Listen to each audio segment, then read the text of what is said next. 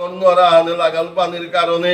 me তোমার কাবুলিয়া কোন কুত্তলান হবা কুত্তলান দিয়া নালু ওদায়া হে পিতৃলোকগণ তোমার কাবুলিয়ারে মি এক অঞ্জলি জলদান করুরি এ জলে তা তুমি গ্রহণ করো বলিয়া যদি কোন সহৃদয় কোন ভক্তজন আগো পিতৃলোকের উদ্দেশ্যে ভক্তিভাবে যদি এক অঞ্জলি পানি বুটি অর্থাৎ জল বুটি যদি পিতৃলোকের উদ্দেশ্যে যদি কাজ করেন ব্রহ্মাগিরকে মাতের দা